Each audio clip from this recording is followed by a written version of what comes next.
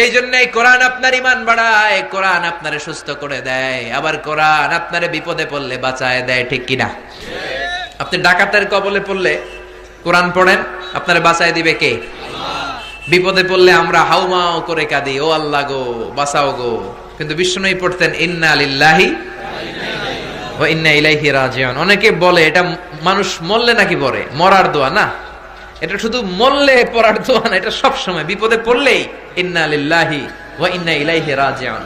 আবার লা ইলাহা ইল্লা আনতা সুবহানাকা ইন্নী কুনতু মিনাজ জালিমিন, এটাও বিপদে পড়ার দোয়া।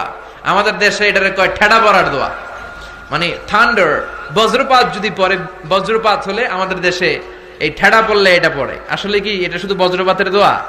বিপদে এটা যদি পড়েন আপনারা উদ্ধার করে দিবে কে?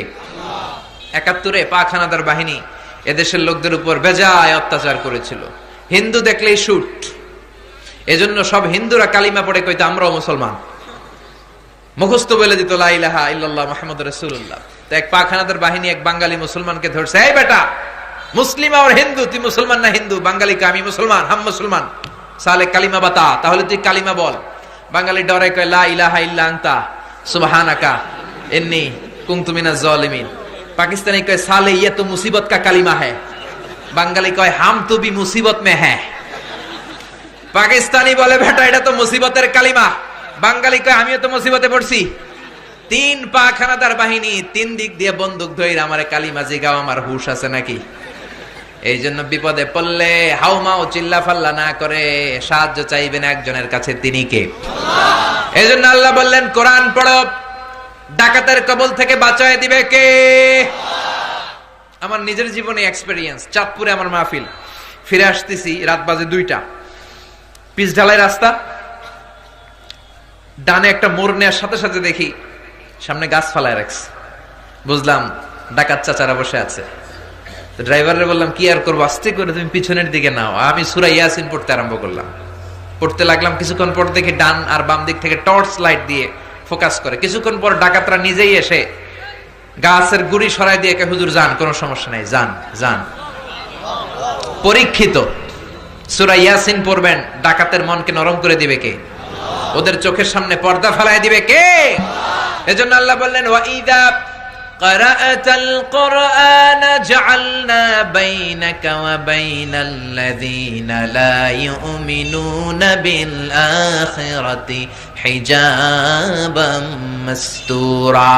ও নবী, আপনি যদি কাফেরদের সামনে বিপদে পড়েন, কোরআন থেকে তেলাওয়াত করলে কাফেররা আর আপনার মাঝখানে পর্দা নামায়া দেয় কে? বিশ্বনবীর কাছে সূরা লাহাব নাজিল হলো, তাব্বাত ইয়াদা আবি লাহাবেও ধ্বংস হোক, নিপাত যাক আবু লাহাবের 2 হাত। এই আয়াত নাজিল হওয়ার পরে আবু লাহাবের বউ খেপে গেল। বিশ্বনবীর চাচি উম্মে জামিল লাঠি নিয়ে বের হয়েছে, আতাইনা ওয়া কালাইনা ওয়া আমরাহু আসাইনা, আজকে মুহাম্মাদের 12টা বাজাবো। মুহাম্মদ আমার স্বামীর বিরুদ্ধে কোরআনের আয়াত বানায়, তাব্বাত ইয়াদা আবি লাহাবি ওয়া তাব। আয়াতের অর্থ হলো ধ্বংস হোক, নিপাত যাক আবু লাহাবের 2 হাত। আমার স্বামীরে কোরআনের ভেতরে গালি দিছে কেন? মুহাম্মাদের খবর আছে। বিশ্বনবীকে মারার জন্য লাঠি নিয়ে বের হইছে। বিশ্বনবী, ওনার প্রিয় সাহাবী, ওনার শ্বশুর আবু বকর, সাইয়েদনা আবু বকরের সাথে বসা। সাইয়েদনা আবু বকর বললেন, ইয়া রাসূলুল্লাহ, আপনার চাপি আপনার উপর খেপেছে, চড়াও হয়েছে, লাঠি দিয়ে আক্রমণ করবে, বাঁচতে চাইলে চলে যান। বিশ্বনবী বললেন, ও আবু বকর টেনশন নিও না।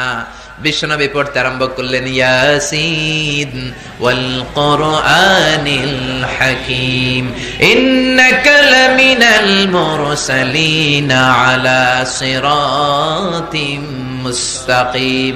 বিশ্বনবী সূরা ইয়াসিনের 9টা আয়াত তেলাওয়াত করতে লাগলেন। ওনার চাচি গড়গড় করতে সে রাগে ক্ষোভে সাইয়েদনা আবু বকরকে জিজ্ঞাসা করে, আবু বকর তোমার বন্ধু কই? আজকে পাইলে পিটায়া সাইজ করে দিমু। কিন্তু বিশ্বনবী পাশেই বসা আছে না নাই? বিশ্বনবীর চাচি উম্মে জামিলের চোখটাকে অন্ধ করে দিয়েছে কে? যেই চোখ দিয়ে আবু বকরকে দেখে, কিন্তু ওই চোখ দিয়ে বিশ্বনবীরে দেখা যায় না। সুবহানাল্লাহ। এজন্য আল্লাহ বললেন, জাআলনা বাইনাকা ওয়া বাইনাল্লাযীনা লা ইউমিনুনা বিল আখিরাতি হিজাবাম মাসতুরা। ও নবী, কোরআন পড়েন, আপনার আর কাফেরের মাঝখানে পর্দা দিয়ে দিবে কে? আবু বকর জিজ্ঞেস করে, তোমার বন্ধু মুহাম্মদকে আজকে খবর আছে, কিন্তু পাশেই বসা, দেখে না, তার চোখকে অন্ধ করে দিল কে? আবু বকর বলে, আমি জানি না, তোমার লাগলে তুমি খোঁজো। কোথায় আছে মুহাম্মদ, নিজেই খুঁজে বের করো। গালাগালি করতে করতে ওখান থেকে চলে যায়, বিশ্বনবীরে বাঁচায় দেয় কে? একটা তাফসির গ্রন্থ আছে, তাফসির কুরতুবি, আলেম যারা আছেন জানেন, মিশরে আমরা এটা পড়েছি। আল ইমাম আল কুরতুবি, কর্ডোবাতে ওনার বাড়ি, কর্ডোবাকে আরবিতে বলে আল কুরতুবি। তো কর্ডোবাতে মনসুর দুর্গে এক জালিম শাসক ওনাকে বন্দী করে রেখেছে হক কথা বলার কারণে। যুগে যুগে হক বাতিলের এই দ্বন্দ্ব আছে না নাই? আপনি মিষ্টি মিষ্টি ওয়াজ করেন, আপনি কবরের ওয়াজ করেন, আপনি জান্নাত জাহান্নামের ওয়াজ করেন, আপনার স্লোগানের অভাব হবে না। যখনই আপনি সমাজের খারাপ বিষয়গুলো নিয়ে বলবেন, গুম নিয়ে বলবেন, হত্যা নিয়ে বলবেন, টেন্ডারবাজি, চাঁদাবাজি আর দুর্নীতি নিয়ে বলবেন, তখনই আপনার পেছনে বাতিলের তীর আছে না নাই? বাতিলের তীর এসে আপনার বুককে ঝাঁঝরা করে দিবে। ঝুঁকি নিয়ে আপনাকে হক কথা বলতে হবে। চিল্লা এখন ঠিক কিনা? মনসুর দুর্গে জালিম শাসক ইমাম কুরতুবীকে বন্দী করলো। ইমাম কুরতুবীও ছিলেন শক্তিশালী লোক। জেলখানা ভেঙে আল্লাহর নামে দিলেন দৌড়। জালিম শাসক ও সৈনিক পাঠালো। সৈনিকেরা ঘোড়া দিয়ে ওনারে দৌড়ায়, উনি দুই পায়ে হাঁটে। দৌড়াতে দৌড়াতে আর যখন দৌড়াতে পারে না, ইমাম কুরতুবী পাহাড়ের পাদদেশে আশ্রয় নিলেন আর তিনি পড়তে আরম্ভ করলেন, ইয়াসিন ওয়াল কুরআনিল হাকীম ইন্নাকা লামিনাল মুরসালিন আলা সিরাতিম মুস্তাকিম। সৈনিকরা কেউ ওনার ডানে, কেউ ওনার বায়ে, কেউ সামনে, কেউ পেছনে খুঁজে ওনারে কিন্তু দেখে না। সুবহানাল্লাহ কইবেন না? ওই সৈনিকদের চোখকে সাময়িক সময়ের জন্য অন্ধ করে দিয়েছে কে? ইমাম কুরতুবী। তার মানে এইদিকে ইমাম কুরতুবী এদিকে দাঁড়িয়ে পেশাব করতেছে, তার পেশাব যে তার চোখে লাগে, কানে লাগে, কিন্তু ওই সৈনিকের চোখ দুটারে অন্ধ করে দিয়েছে কে?